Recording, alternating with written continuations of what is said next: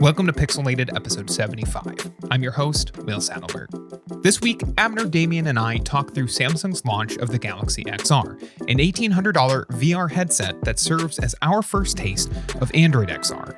It's a bit of a confusing product though, so you're going to hear all three of us try to make sense of the vision Samsung and Google see with this product. Is it a fully fledged device you should run out and buy right now, or the stepping grounds to a grander vision of computing?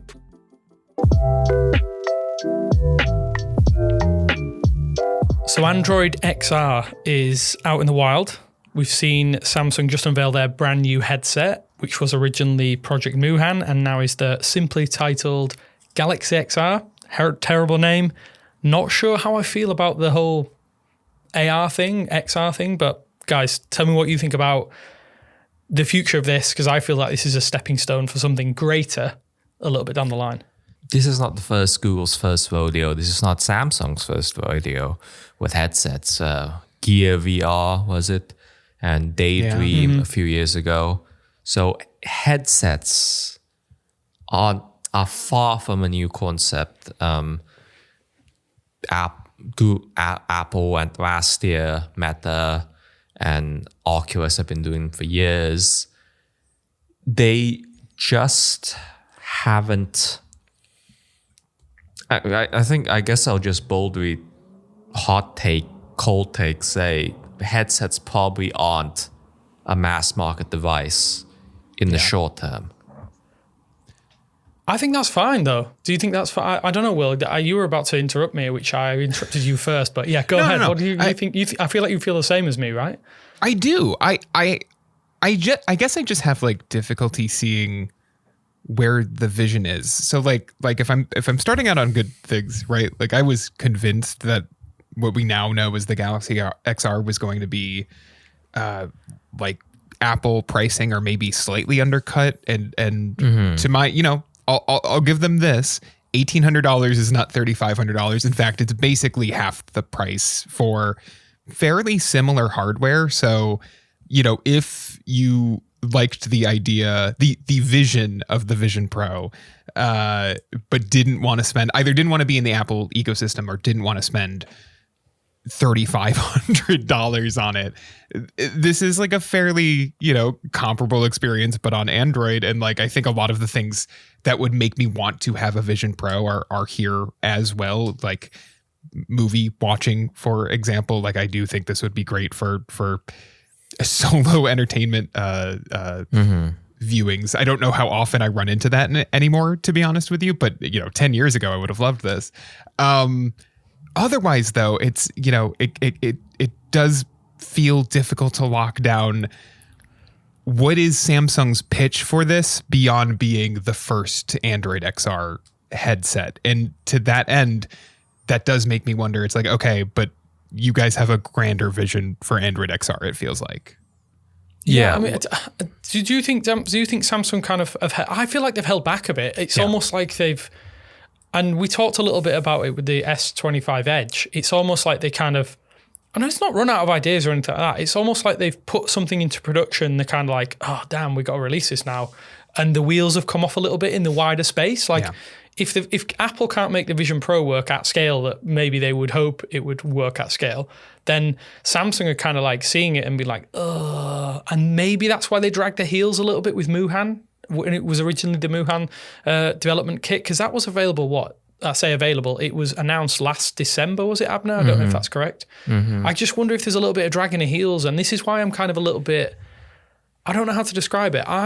I think the concept of VR is fantastic, and I'm old. I'm definitely showing my age here. I'm old enough to remember when VR was like tried to be pitched in the 90s as like a whole entertainment gaming thing, and seeing it everywhere and seeing it at like kind of fairgrounds and like theme parks and stuff. And everybody wanted VR. VR was this amazing thing, and they didn't have the technology, as it were, or the power of the technology to do it justice.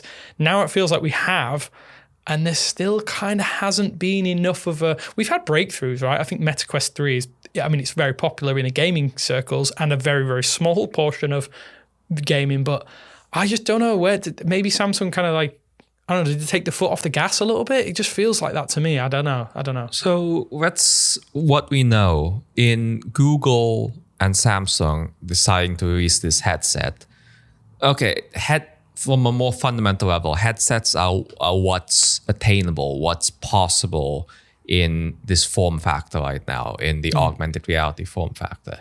2, Google and Samsung start at the high end. They could have absolutely done a cheaper headset with less than 4K per eye resolution, but they didn't. Yeah. So that in itself is revealing in terms of they think what they want to do is at the high end. What they want to do is that screen unlocks true productivity use cases in terms of being able to read crisp text, and do other stuff versus others in the field. So they're going after the Vision Pro in that regard. So, well, the way you do this, you start at the high end, and then you hope that the technology and displays becomes cheaper. But you need to start the high end to unlock all the capabilities and build from there. So the idea of headsets as absolutely an entertainment device, I have watched stuff in Vision Pro, hour-long shows. I haven't done a movie yet, but I have done hour-long shows. Gaming, a little bit, not so much. With the Vision Pro specifically, I can do everything I want on the Mac on the virtual display that the Vision Pro offers. Yeah. So I can do everything. I can use it as that entertainment, as that work device that's pitched by Apple and that Google and Samsung are trying to also offer. But I don't do it primarily. It's not a everyday device for me. The Vision Pro is maybe a few times a week device at best, most maybe once a week, more realistically. So that's what this is possible for. In the case of Samsung and Google, we'll see what it's actually good for once it hits the market, that albeit a very small market. So that's the vision. I think the biggest question going in was, when this launches, what are they targeting? What do they want this to be? And the answer that we got at launch is everything that the Vision Pro has shown for the past year. Yeah. Well, it's interesting. Abner, before we move too far away from it, I want to get your thoughts on this, because you described kind of the grand scope of Samsung and Google having played in the VR XR space before. And I do think it's really interesting that and I'm interested in both of your thoughts on this, that there are kind of 3 tiers of VR, right? There's cheap, there's mid-range, and there's premium. I would say that cheap basically died out, but that was where you had the Gear VR, slot your Galaxy S7 Edge into a headset. Your phone, yes. Right, exactly. You had cardboard, just slap your phone into some cardboard, right? And then on the other side, on the expensive side, which is where Samsung and Google are currently playing, and like eventually would like to move down market, but are playing in the expensive side. You have the Vision Pro, you have the Galaxy XR. But the space we've seen the most success for this in, and I would say like maybe the only truly successful like headset is like the Quest, the Quest line, and specifically kind of the Quest 2, Quest 3, Quest 3S. Why didn't they start there? Yeah, other than the fact that Apple didn't start there. If there is success in this field, and it's not like Meta is a particularly, I was going to say popular, but also well-run company. Like, I do think there is space for competition against Meta. Why not start there and say like, look, we have a vision, or even just make like 2 headsets, one, in a way that Meta has, one for the premium, do this Galaxy XR, we're competing against the Vision Pro, but half price. And then also do this headset that is, a little bit more, something that people are going to be able to buy and put under the tree this Christmas. You know what I mean? Yeah, I think the biggest problem with that is Android, and sure. I don't mean that in a disrespectful sense. I mean that that with Android XR, you are limited by what it's going to be able to do in terms of productivity. It's very, very difficult for professionals, because I do feel like this is aimed at professionals. Like, as an entertainment device, I think that's the secondary side of things with these headsets. Absolutely. entertainment is. Do you think YouTube? They just have to say YouTube, which is still not on the Vision Pro as a dedicated app. YouTube is it unlocks so much content, and that's nearly, I dare say, it's solved just by putting YouTube on it. It's like 90%, isn't it, of the entertainment value? I mean, it's tough. I keep coming back to the thought process that most people are still better served with the value, like a $1,700, $1,799. You get, well, I don't really know how your guys' tax system works, but I know you're taxed after the fact. So you will pay what, $1,800? Let's just round up to, let's say $2,000. Yeah, let's just say $2,000. Let's say $2,000. For $2,000, you could get yourself an incredible LG OLED TV on discount, which will serve you a decade. It won't be hindered by software updates. Correct. The image quality will be as good, if not better than a VR headset in theory. Entertainment for everyone in the home. You could get yourself a fairly substantially decent, and that's a terrible way to phrase it, a decent Tab S9, something like that. Yeah. You have entertainment on the go. You still have access to all of those Android applications that you run on your phone anyway. I just, like, that aspect to me, maybe I'm too deep into it, where I'm thinking that this new paradigm, and it sounds like I'm being overly negative about Android XR, and I'm not. I think that this is a fantastic step towards what we're going to get to, and we'll talk about later in the episode. There is a limitation here as to what you can and can't do. Entertainment cannot be the sole reason that people are going to spend $1,800 on this. No. I just think it shows where we are in terms of like the wider space, because Vision Pro, for all of its foibles, for all of its problems, for all of its Apple-ness, does have a desktop class CPU in there. You can do the kind of things on that device that were never going to be possible on Android. I mean, they just updated it. It's got an M5 in there now. So, So you have a supercomputer almost of sorts. Like, you can do things in that machine that this Snapdragon XR2, whatever it is, VR profile is just not capable of. And that's a disappointing aspect, and something that does worry me about where this is placed in the market. And to go back to your three-tiered approach, Will, it's kind of like at the low end, Samsung could have done something, I think. I think they could have done something really, really impressive. And I feel like maybe that's what they're going to do. Yeah. But again, it comes back to my thought process that they dragged their heels a little bit. Maybe they could have got this out the door early, and that might have affected the current price point. Maybe they were looking to do something a little bit closer to Apple, but because of the time delay, they've waited too long and they can't do that now. The vague rumor around it is that display is that they saw the Vision Pro and then they upped the display to this 4K that we have now. That is the vague rumor around it. But yeah, it's coming a year plus since almost Vision 2, Pro. Right? Wasn't almost it 2, around CES when the Vision? I think I was maybe at CES when the Vision Pro like availability stuff was announced, and that was 2024. So yeah, like almost 2 years later. And Abner, I believe that rumor completely, because it strikes with what we've seen Samsung doing lately, right? Like it completely matches our conversation from last week about the Edge series, where it's like you guys are just like doing this thing where you follow Apple on specific elements when like that market might not exist. I feel like we recorded all that stuff about the Edge and the iPhone Air, and then like later that day or maybe the next day it was like, oh, by the way, the iPhone Air might also not be selling well in this market, might just not exist. And it's like, okay, so I don't know. I don't understand why, like, even if this thing has downgraded displays and is like $1,000, I think that's a better, like you are getting more people in the door. And to be honest, it's like you go to the product page, you know, we want to talk about productivity, but it's like you have to scroll pretty far to get past all of the like entertainment focused stuff. Like they are pushing this, and it kind of brings along like the foldable dilemma times 10, where it's like you're buying this product that can be, you know, for the same price point be filled by other things. And sure, maybe you're paying for the ability to combine a 75-inch OLED TV with a tablet, right? With the productivity of a laptop.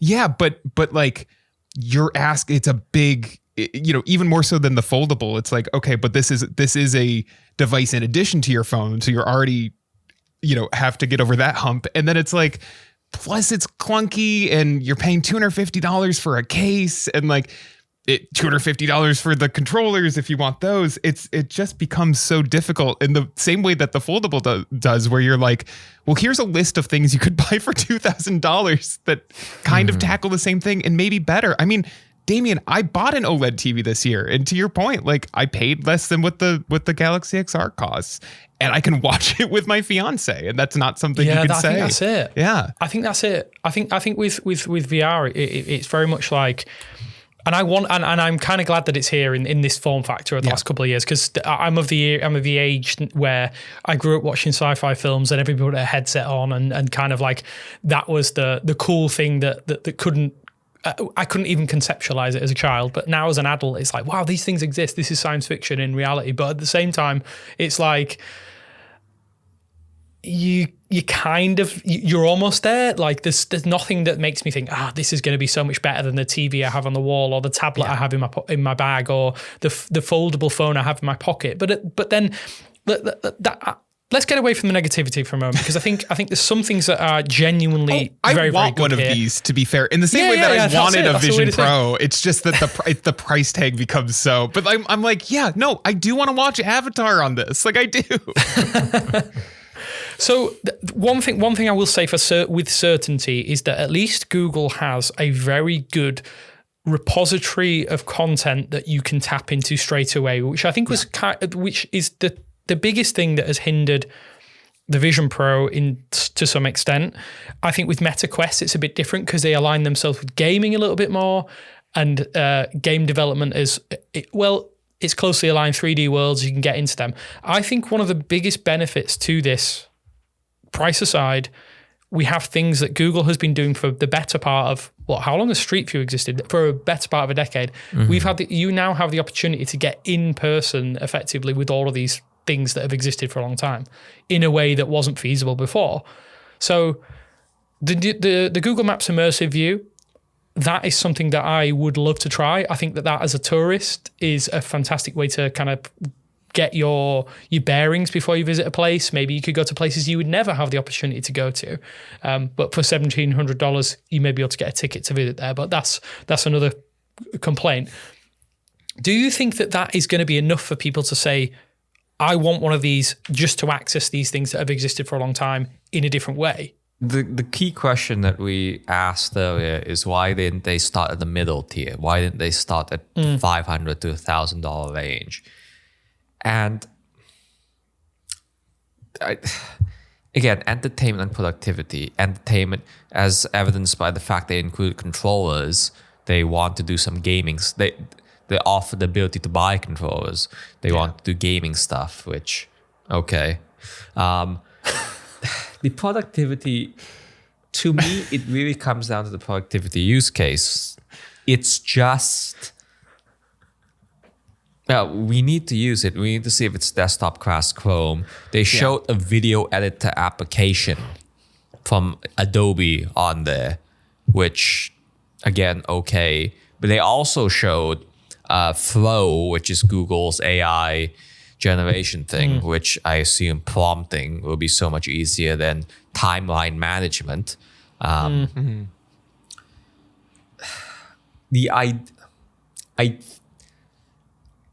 It's not like giving them a pass on this one. They do need it. They needed to get something out the market, and I do wonder if, in the grand scheme, the biggest customer of this will be Google themselves and developers to work on XR. If we're heavily trying to find a reason for why this exists, it feels like, and that presentation that Google made, when Samsung made, it was revealing in terms of what they're prioritizing and all that. So I guess I think getting it into the market was necessary, and making it powerful enough that it can be used as a test bed for other things, that is important. But the price is a disservice. That's why we're harping on it so much. It's, what if they use cheaper components, lower resolution components, and got this out earlier, including last year or earlier this year? and the discount effect applied at this point. It's something. It's not going to happen. That's not the world we're living in right now, so to speak. But I guess they have to get it. It needs to be out there to understand what it is, and that doesn't breed confidence in typical consumer electronics. But at the same time, this is the first of its kind for Google and Samsung in the modern era. I feel you're right. I feel right about the price situation as well, because this feels like this feels like a developer kit that's been pushed out publicly when it shouldn't have been. Yes, and it's so much money to ask. I mean, maybe larger developers, sure, but like if you're just like looking to if you're just one person, like it's a big buy-in to build, and then who are you building for, right? You have to factor in. It's like, okay, if you're an indie dev, I want to make a VR app for Android XR, but like who like you're already putting up a lot of money up front, and then who's your audience? That's the thing that I'm thinking. It's like, okay? If Samsung could have kept this as Project Moohan and said it was development focused and it was priced at this and it was released at that point, I don't think we'd have a problem. I don't have a problem with it if it's developer focused kit. However, Google and Samsung have partnered with this. There's barely any Samsung elements apart from the hardware, right? The software it looks about as close as you can possibly get to streamlined a Google experience from what I can see. Yeah. There is a few Galaxy apps there, but not very many. It looks like something Google would have made. If they'd have put Nexus in front of it, I feel like we would have been a bit different thinking about this. Absolutely. Probably not really, but I think if they'd just said this is a developer focused experience and we're ready for the next wave of hardware, which is effectively what it feels like, I don't think I'd be hypercritical. I think I'm hypercritical because this feels like a consumer focused launch. Yeah. They want us to treat it as a consumer. Yes, exactly. They want us all the messaging. They've not telegraphed in any other way that this isn't a consumer device. And I guess the thing that consumers are most sensitive about is the price, and we're treating it as such. It keeps coming back to the price, doesn't it? And it's so odd. We've been talking about like, what is this for? And if you want more evidence that this is, and maybe we can talk a little bit about like the idea of glasses as opposed to this, but like if you want any more evidence that this really is a stepping stone, and everybody involved thinks of this as a stepping stone towards lighter, more everyday wear glasses. If you scroll down on the product page to the frequently asked questions section, there's the top one. What are the main features of Galaxy XR? And the one that it highlights is not entertainment. It's not productivity. It's Gemini. It's conversational AI powered by Gemini is the thing that it says is the main feature of Galaxy XR, which lines up with the idea of you wearing this all day, or a headset, something on your face all day, glasses, presumably. I just can't, I like have stumbled on this and now I can't see it for anything else other than like almost a proof of concept for Android XR. But again, wrapped up in this consumer product with this ultra high price, it does leave me scratching, it leaves all of us scratching our head a little bit, it sounds like.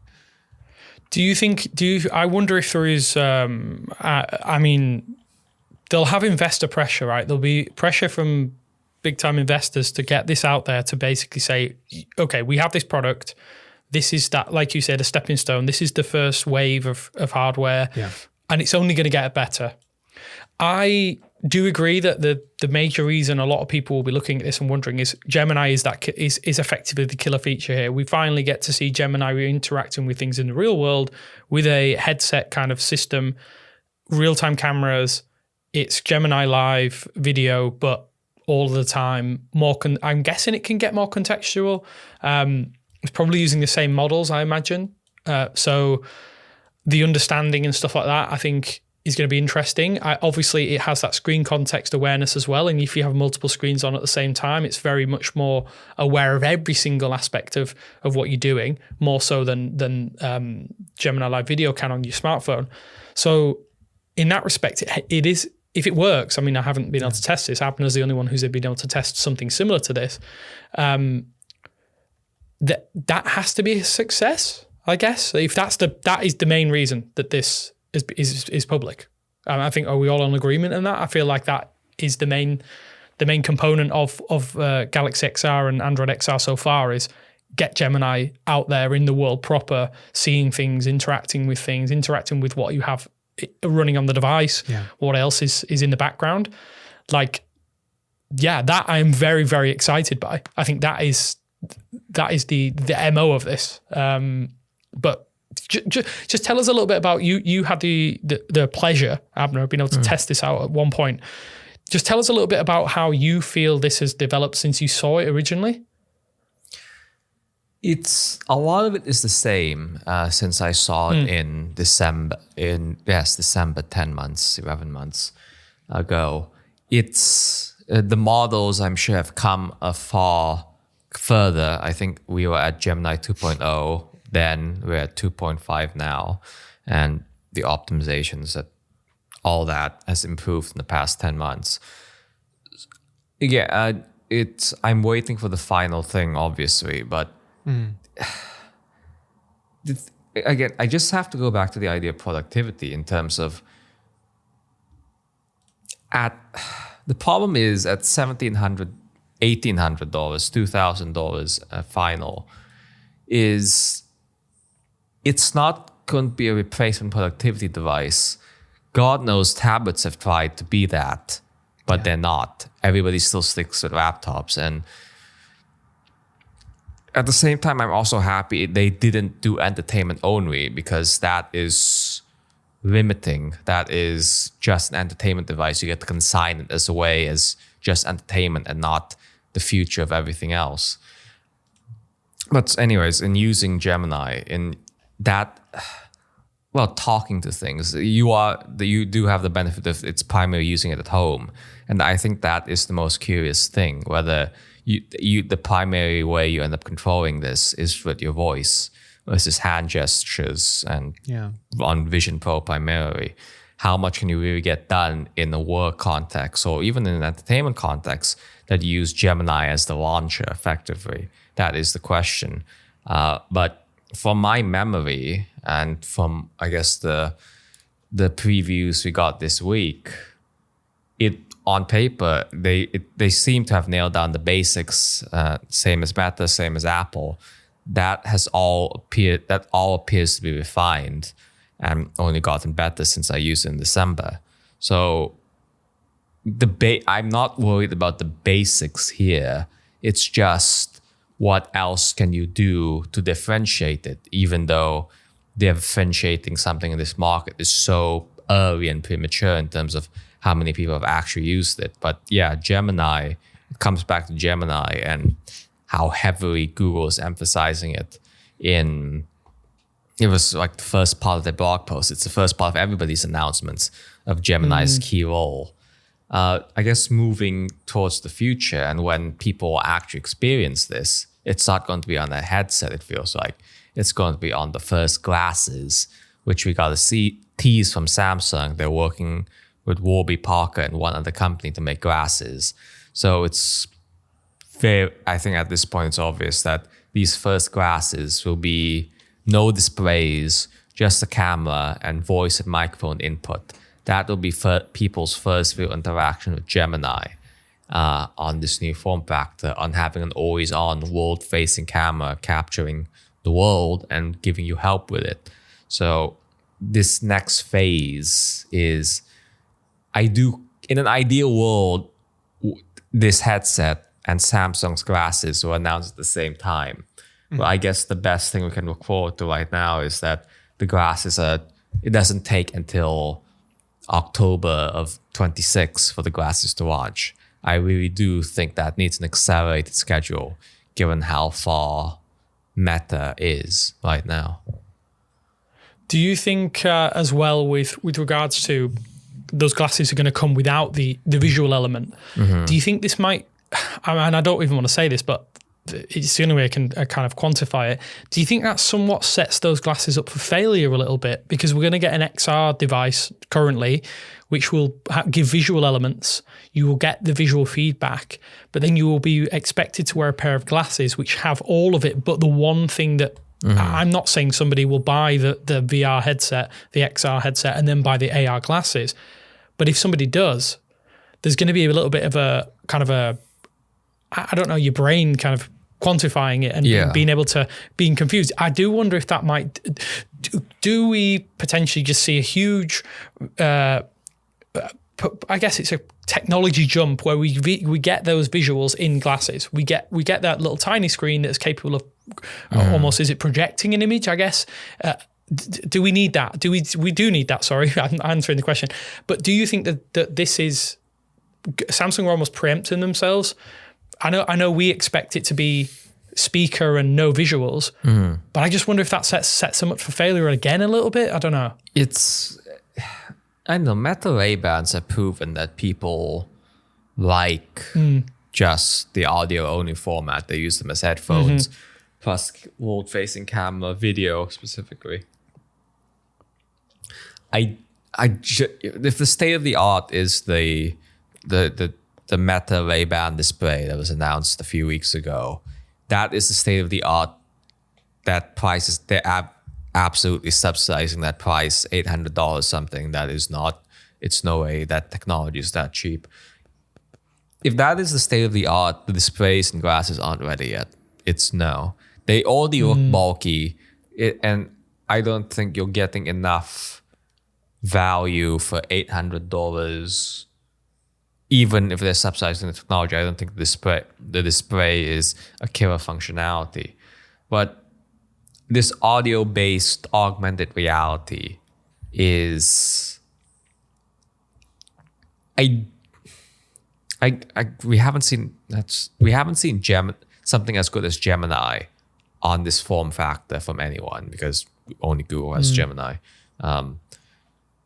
That's a bit obvious, but I do wonder how hard they push it when it launches. Like, yeah, you have a unique camera position that's always available to you. You have music, you have audio, you have hopefully a good notification experience. You have a voice assistant on your face. Gemini, it's really killer. It's really key that Gemini becomes the killer thing, the unique differentiating thing from what Meta is doing. And again, I just hope it's coming much sooner than later, and that it's not a full year between this Android XR launch and the next one. Where do we see it?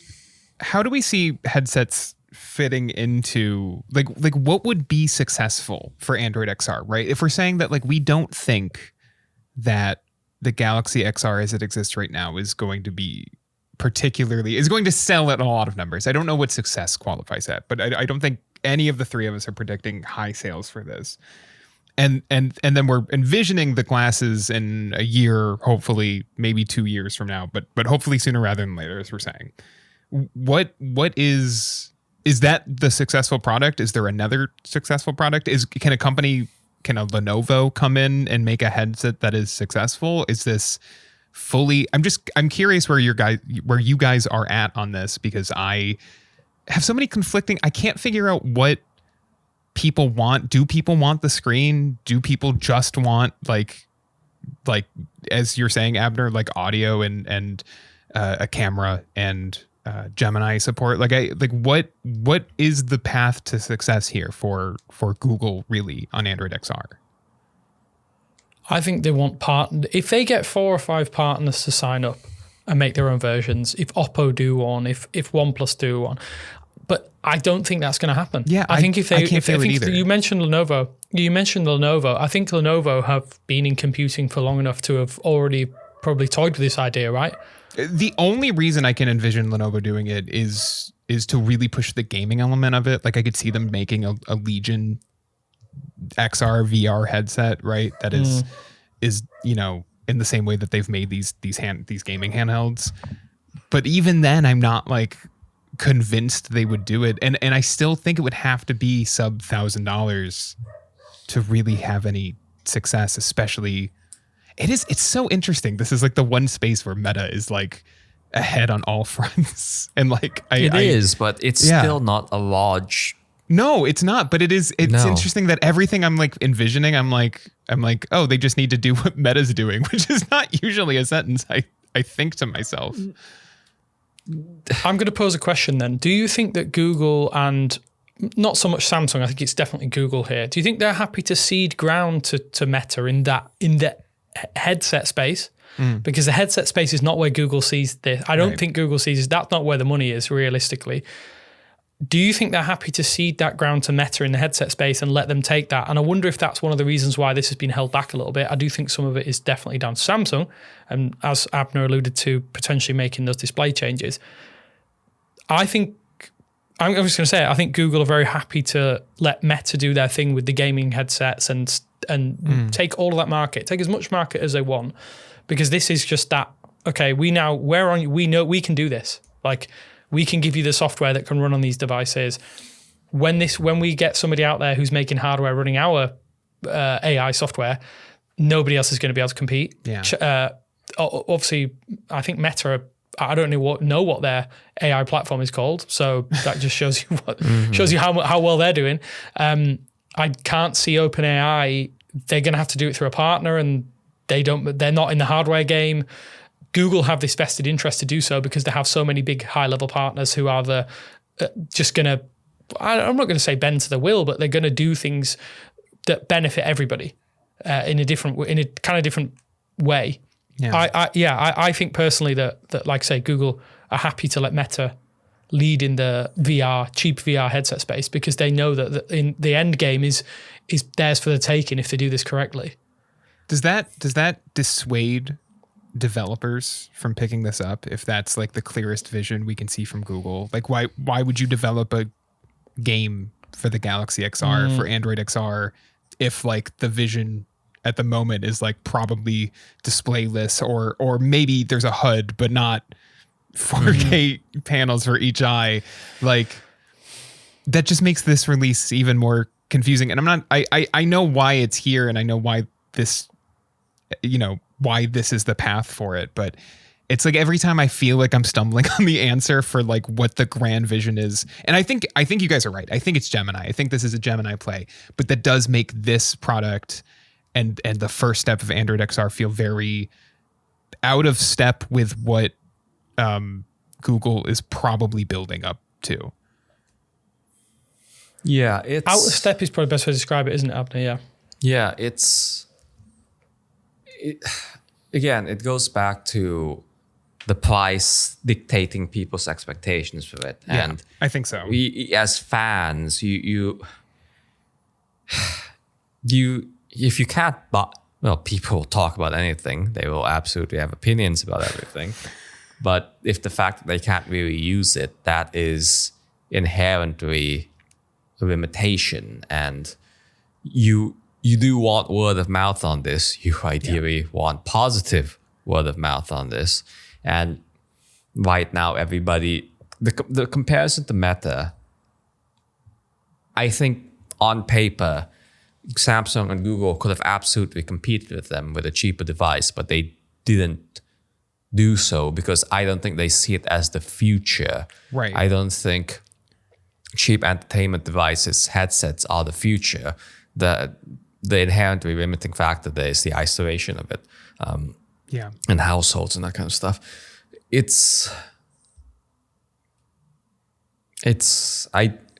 They could have made, I'm sure they could have made a cheaper device, but I don't think their grand visions are served by it. And their grand visions in the long term are served by it. So they inherently decided to do the thing that is obviously more limiting. That is, I'm sure everybody involved here knows it's not a mass market device. They have to. Yeah. This feels like it's done just because it needed to be done. Mm-hmm. Like it feels like a product that exists because it has to exist, if that makes sense. Yeah. And that makes me less, I am interested in it. It just makes me less enthralled by the prospect of it. I also think, I want to ask you guys the question, which is a better comparison for this product? Do you think it's better that Google and Samsung, because obviously we know this is probably the tightest they've worked on anything since Wear OS, right? So, and obviously they do stuff with Android. It's inherently more which complex. Is a given. Yeah, I think this one's a little bit different. Do you think it's better for them to be compared to Meta or better to be compared to Vision Pro? Because I think there's a lot more people comparing to Meta and the Quest than they are comparing to Vision Pro, because the Vision Pro feels like a completely different product, even though it is within the same category. I think it's just the success. It's success versus prestige. I don't know what to call it. It's the Vision Pro is obviously like this extremely high end headset. Complete overkill. 100%. And Samsung was smart to cut around some of those corners. I am so grateful that Samsung doesn't have like a display on the front to show my eyes, which like there's a world where they do that and this thing costs an extra $700 for no reason. And so they followed through on like some smart ideas to bring the cost down and I think avoided some of the pitfalls Apple had. I think the reason the Meta examples like ring so true is not just because that's where we've seen success in the headset space. I think like I can't think of another product I'd call successful outside of the Quest line in terms of VR really. Like maybe the first PlayStation VR, maybe, but probably not. And as we're saying, if their vision is glasses, well, Meta's also there. Apple's not there right now. And so I think it's just natural to look to Meta at the moment and be like, this is kind of what you're angling for, except, hopefully with the power of a much better assistant if glasses are the vision. But it again, circling back to I feel like we keep coming back to like, but that doesn't make this release make any more sense beyond just checking a box on a list, which is frustrating. I'm not against a headset, to be honest with you. Like there are, nights where either Maddie goes to bed early or whatever, she's got plans, but I would buy a $500-$600 headset with a better display than the aging Quest 2 I have now to watch movies on. I just don't want to do it for $1,800 and certainly not $3,500. So yeah, I don't know. I think Gemini's the play. I think you guys have convinced me on the path forward here. It just makes this release feel a little deflating. Yes, I think we've kind of stumbled a little bit onto Gemini being the play here. I'm excited to hear what you think of this, Abner. I know you have one on pre-order, so I'm very, very excited, and we will be talking about that very, very soon because, again, we've been a little bit critical, but I feel like sometimes you kind of have to be in this space. Not everything is going to be a success. Don't get me wrong, I would love to see Android XR be a success, and I want it to be because it means we're going to get, it is that bridge to the future of computing that I think we all have wanted. Any science fiction fans out there, we kind of want that world-facing camera that does everything and is like computer in your eyes. I think that would kind of be cool. But yes, hopefully you've enjoyed this much listen. more to talk about next week once we get we see the final shipping thing. So look forward to that. Yes, I'm sure the hardware will be a lot better than it looks online as well, because, like I say, with everything, renders don't always do things justice. But I want to say thanks for joining me, guys. I know we talked a little bit about our thoughts on everything related to Gemini, related to headsets, related to eyes, and I love the fact that we've kind of stumbled upon on what we think is the answer. Yeah. It's either what we said or it's Nintendo's $100 Virtual Boy reboot. It's one of those two. Yes. No in between. So yeah, thanks guys. And we'll speak to you next week. Bye. Bye. Thanks for listening to Pixelated, a 9to5 Google podcast. If you enjoyed the show, we ask that you rate and review it on the podcast platform of your choice and help spread the word by sharing the show with friends or on social media.